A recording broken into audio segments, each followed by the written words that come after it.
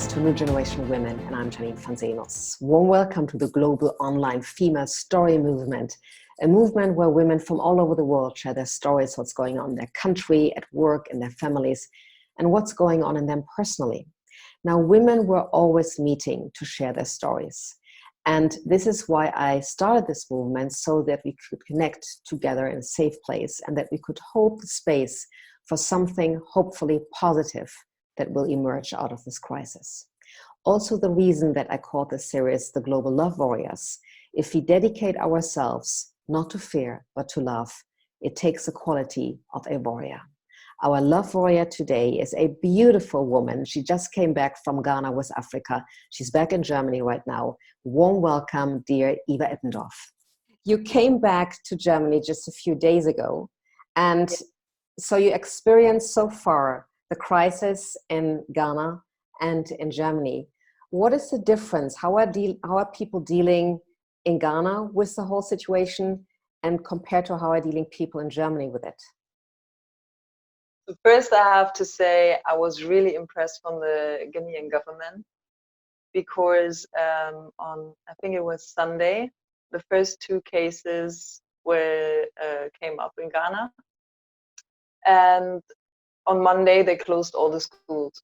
On Wednesday there were 11 cases, and they closed the restaurants, the bars, every festival, whatever, all the big things. What happened in Ghana right now are shut down. They cancelled everything. And when I left, there were 16 cases, and you could already see that the streets were really empty. There weren't a lot of people outside. Usu, this is like the main part of Accra, where people go out and party and meeting friends and everything, and nobody was there. There was no traffic. A lot of shops were closed already. The people were really taking it serious. Even now, a lot of my friends, they are just staying at home. They're not going out. And that was really impressive for me. The bad part was like the people started calling. Normally, when you come to Ghana, you're white. They call you Ubruni. That is like white. Mm-hmm. And Ubibini is black. Mm-hmm. So normally the kids on the street, when they're not used to see white people, they're calling, oh, Bruni, oh, Bruni, oh, Bruni. And now there were some people starting to call in white people Corona. And this was like, wow, what is going on right now? And even now, I heard from friends, there are a lot of Chinese people in Ghana because they're working a lot there.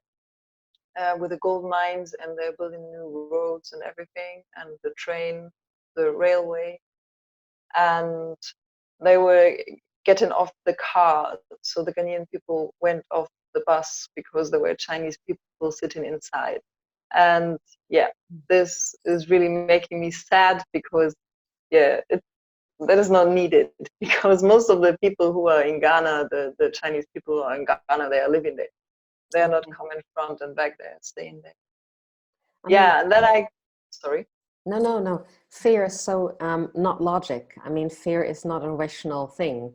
People react and overreact, and the same happened also when I was in Hamburg. Just so rude. People were behaving in a very rude way, and everybody was afraid of everybody. It was just really scary how people acting, and that's why I'm so happy that we can connect online, because online everybody feels safe, and we can just have a different way of how we interact with each other. Now, you said also in the beginning you were so impressed with the Canadian, not the Canadian, the Ghanaian, how do you say this? Ghanaian people, that they didn't party. For Germany, it's not that everybody said, I'm so impressed that Germans stay at home. Maybe we are not the party country at all. Is it the discipline that you were suddenly so impressed with? Yes, and that the government said it immediately. There was no discussion like, oh, we can't tell the people to stay at home. We have problems when we leave the kids at home, whatever. It was like, no, we need to stop this, because Ghana knows that they are not able, if something happens like in Germany or in Italy, they're not able to fix it, to they don't have the capacity in the hospitals, they don't have the medicine, the people don't have the money to go to the hospital. So they needed to react fast. And normally the Ghanaian government doesn't really care a lot. And that is why I was so impressed that they really did it. And also the people, they know their situation in their country. And that is why they're so afraid. Isn't it amazing that we have, in our cultures, we have certain things that take ages until they change. Like with us in Germany and also in other Northern European countries, we have a very strict bureaucracy. So everything just goes through ages of bureaucracy and tons of paperwork. Now there is an immediate support system for all self-employed here in Germany, which made me so proud of my government and my country. That never happened. And I'm 53, so it's the first time that I experience it. And it's just 2 pages. So no tons of paperwork, just 2 pages. And it was happening within a few days. Now you say the same thing. Normally, the government in Ghana is not as strict or as fast. And they did it like this, like in a blink of an eye. Did you see other changes happening so fast in Ghana that you were not used to, or that you would think that would have never happened, like even 3 weeks ago? It was like the people started selling the masks and the globes on the roadside, because normally there were people walking around selling food, selling everything, really everything. And now they started to sell this, and also the hand sanitizer. And when you went to a petrol station, you got a free hand sanitizer, and also in a lot of restaurants, before you enter, you have to sanitize your hands. And when you get something for free in Ghana, that means something, because that is not normal. And yeah, the people, you could see there is a change. Yes, they are avoiding crowded places, and that really immediately when it came into the country. And before, they were all like, oh, it doesn't come to Ghana. We are safe here. It doesn't come to Ghana because it's hot. The virus doesn't like the heat, and the virus doesn't like alcohol. That was the first thing I heard when I came to Ghana this time. They were like, Eva, we have to drink a lot because the virus doesn't like alcohol. I'm sure that some of them believe it. Yes, they believed it. Wow. So how is the healthcare system in Ghana doing right now? Is there already starting to be really overworked? Do they have still suppliers and supplies and masks and disinfection? Yes, there's everything is there, still there. But of course, it's getting less and less. And the problem is that the poorer people, they don't have the money to buy anything of this. So, and they don't get it for free or something. I know that the government right now has a lot of money free for this case, for the coronavirus, but I'm not pretty sure if they use it for that. That is, in Ghana the corruption is really, really, really big. And yeah, they leave it open, let's say like this, because we also have corruption, but there you can see it every day and every time. So it's part of daily life. They don't even make a fuss about it anymore. Yes, right. So yeah, I'm curious about it, if they really use the money to support people who don't have the money to go to hospitals and to pay for their treatment. They should do, because otherwise it will spread like hell. Well, that might be the second big step that Ghana will do then. That, even I heard just today that it was talked about that we stop wars. And I don't know what it was, like, so interesting. You never know what's going to happen out of this. It's an accelerated growth for every country and culture and every human being. So with all the negative chaos, of course, it's always, when something is reborn, something dies before. And when people are in really, really big pain, we change, we transform like so quickly. And then you see how quickly we are able to adapt and to transform and to grow and step into power that was just absolutely not possible before. And I'm always amazed about that. Now, when I went shopping and with my wonderful interview guest yesterday, we were laughing about it, although it's not funny, but she was going shopping in Colorado Springs and me here in Munich in Germany. And the tension in the supermarket is so big. How was it in Ghana? There, when I left, everything was fine. Everything was normal. But I know it now that they have the same. It's like, okay, the supermarkets are getting empty. A lot of small shops are closed, and yeah, it's changing. Are people, how are they dealing with each other? I mean, here in Germany, and as you know, as you have observed maybe yourself, but everybody is like wearing a mask. Everybody feels like almost not present, not there. It's really hard. You have to really smile at people directly, and not many people are just responding with a smile. How is it in Ghana? Are people aggressive, more aggressive than usually? Are they still smiling? Are they still interacting in a different way?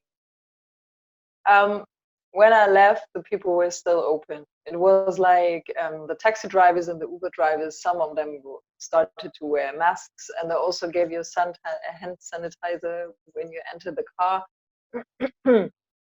People started looking at you when you had to cough or sneeze. Yes. So it doesn't matter why, but when you cough or sneeze, nobody cares. But this time they were like, everybody was staring at you. What is going on? And but they were still smiling. They were still friendly. It was like you say hi from far, because normally in Ghana you shake hands all the time, and this stopped with most of the people. But they were still like smiling at you, looking at you, waving, and yeah. I don't know how it is right now. I think the situation is changing. It's still changing. But when I left, it was still okay. It was still friendly and warm. Your Ghana is your adopted home. So you're working as an occupational therapist, and you want to move to Ghana for good, and you were already planning to work for good. What made you make this really big step to such a different culture, moving to such a different culture? That is a good question. Was it love? First question is always, was it love? Love with the country, yes. Not with a man or a partner, it was love with the country, okay. Was love with the country, yes, really. I was traveling a lot, always, and I always had the feeling I want to be in another place. I don't want to be in Germany. But yeah, I don't know. It was always, I traveled to Thailand, to Indonesia, whatever. I always feel comfortable and I always liked it. But when I came to Ghana, I remember after 1 week, I was sitting at the beach and I was traveling with a friend of mine, and I said, I can never leave this place again. And she was like, what is wrong with you? She didn't like Ghana. And then I had the feeling I need to come back. So I had 4 weeks holidays. I came back. I talked to my working place and they gave me 3 months off. So I went back for 3 months.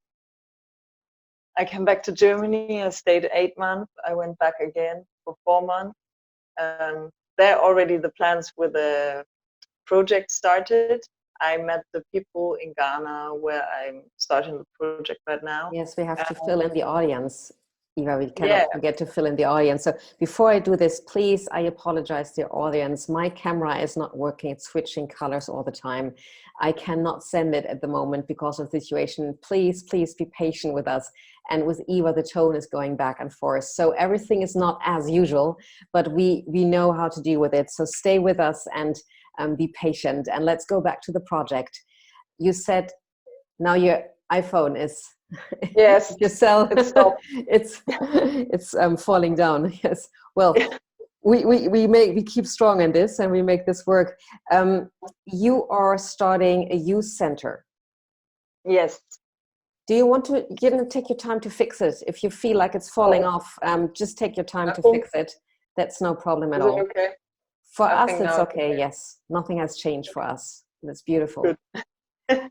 So your And dream is to build a youth center in Ghana. yes, How did that um, come? I always wanted to do a project abroad, but there was never the right place. And when I came to Ghana, I spent a lot of time with the kids there. There are a lot of kids in the street. They're not going to school, whatever. They're begging around.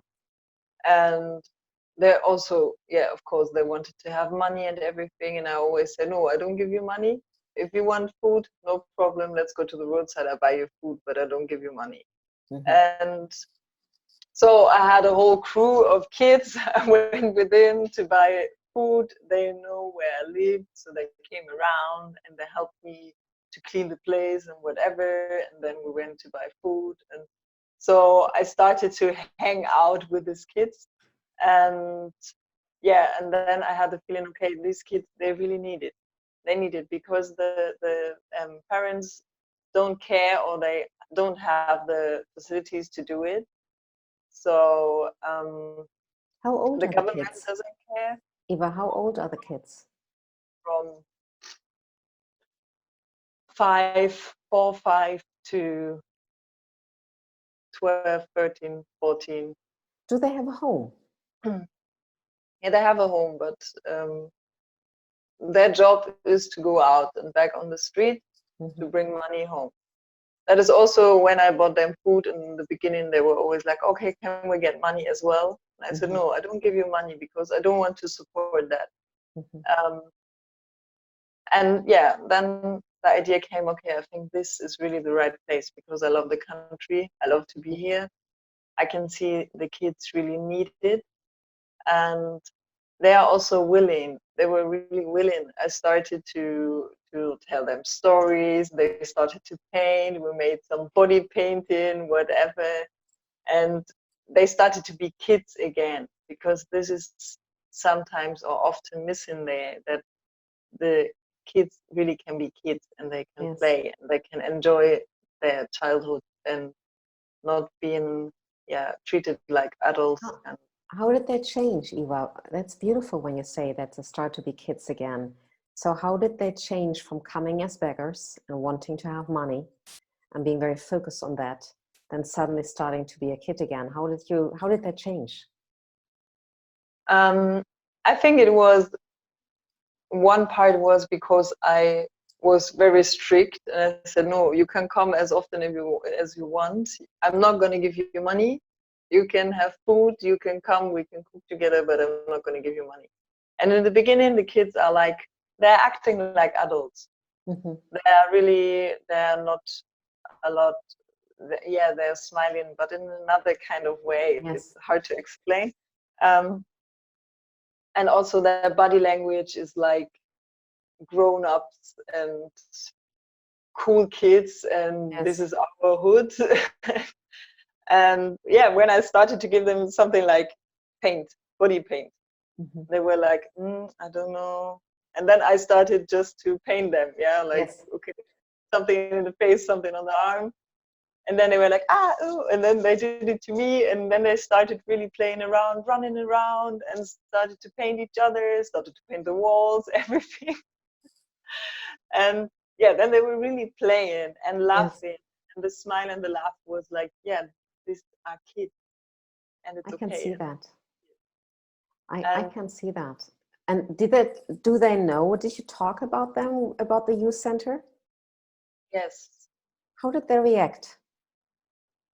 really excited, really excited. And they were asking like, what are we doing there? What are we doing there? And what can we do there? And it's not only a youth center where they can be kids. This is, of course, something that is really important. But I also want to give them some education, because yeah, some of them then don't go even to school. I started to support 2 boys to go to school, and yeah, sadly, one of them, I'm not supporting him anymore because he started to use the money buying alcohol and stuff. And then I saw him one day on the roadside drinking and with his friends and everything. And I said, okay, that's it. Does it And disappoint you when you see that? I mean, you have created an emotional bond with those kids. You support them to go to school, and then you see that one kid is dropping out and going back to alcohol. Can you distance yourself from that and not take that personal? yes, it's hard, of course, Yes. but yes, I can take the distance. I think what is really important is to be strict, because the Ghanaian mentality is like they are good players, and the kids learn it from the beginning on. They learn to lie from the beginning on. When they're kids, they learn to lie, and when they're adults, they do the same. So of course he came every day begging me, asking, oh no, I'm not going to do it again, whatever. But in this point, yeah, maybe when I come back the next time and I see everything is cool and he's not doing it, I can support him again. But for now, I stopped it because I know when I start paying again right now, he don't take me serious. None of these kids taking me serious. And I like this so much because, sorry, Eva, I'm interrupting you. But when I say love warriors, and this is also why I was thinking, do I really add warrior or not? Love warriors doesn't mean that love is pretty. I mean, love has a quality, but it doesn't mean that everything is accepted and there are no boundaries and there is total compassion. So I love what you're saying, because I do believe in the strictness of guiding young people. I do believe that they do need strictness for that they get structure, as long as you have a heart with it. And when I see you talking, I can feel that. And yes, I can feel also when you say they don't take you seriously, when you are, giving in too fast, because you radiate a strength, and that's what they need to respect you also for that. I can see that. Yes. So what does the whole situation at the moment do with you personally? Did you have to leave the country? Somehow. It was at the German embassy said, if you want to leave the country, you should do it soon, because they started canceling flights immediately. And after 3 days after the first case, the Ghanaian government said nobody's allowed to enter, only Ghanaians. And then my first flight got cancelled, and I had really problems to get another one. The airline I booked first, I still don't have an answer. So I had to book another flight, and it was quite complicated and took a long time. I went to the office like 3 times to get the flight back. Were you afraid at some point that you wouldn't get out anymore? Not really. It was something in between. On one point, I thought like, damn, I don't want to get stuck in Ghana when this all is coming here. Yes, I understand. The other side, I felt like I really don't want to go back. I don't want to go in this chaos in Germany and in this situation in Germany when I can have this here. But it was, it was not from the heart a decision, it was from the mind. So I decided it's the best, because you don't know what is going on right now. You don't know how long the borders are closed. So maybe I'm stuck for 3 months, 4 months, 5 months in Ghana, and where is the money coming from? And I still have my flat here. I have to pay, and so I couldn't stay. I wanted to, but I couldn't. Yes, I understand. So your dream to build this youth center at the moment is put on hold. Yes. And of course, everybody thinks of healing people here, or helping, or just surviving themselves. And at the moment, giving money to a youth center in West Africa is, I think, the last thing that people here in Europe will think about. So how are you dealing with this kind of on hold dream, and being back in Germany and kind in the emptiness, or in this uncertain, unknown spaciousness? Yeah, that is exactly how I feel right now. I Like, know. I don't know what to do next, because now I can't do anything. I'm really stuck. I just can do my everyday thing here in Germany. And my plan was to move to Ghana in September. Mhm, I already have a flight.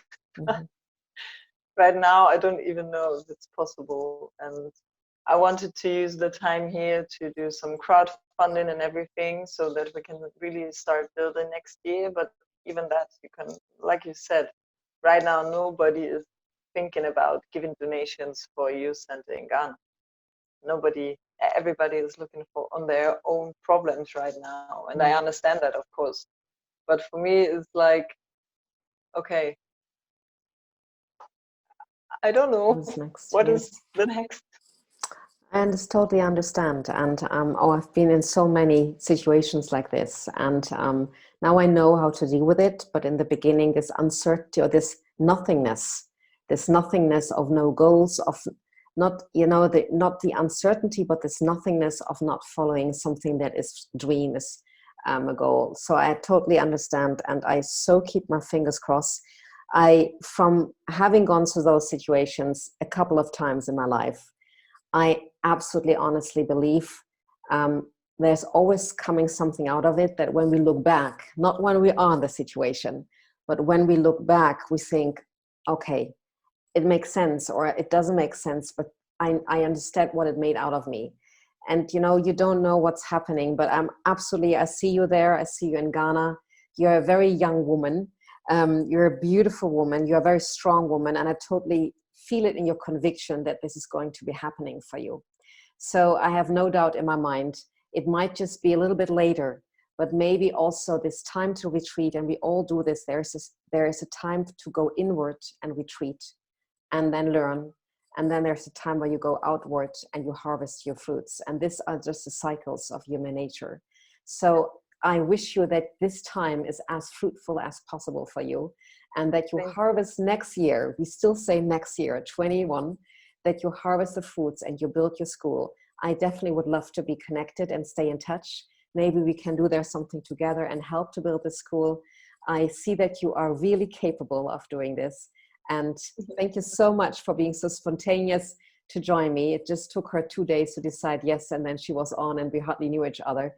But I'm so happy that I got to know you. Thank you so much. Thank you so much, thank dear you. audience. Wherever you are, have a calm and hopeful rest of your day. And our next call is going to Sweden, where we talk with Nadja, who is the CEO of Africa, and she works at the moment in Sweden. Bye-bye for now.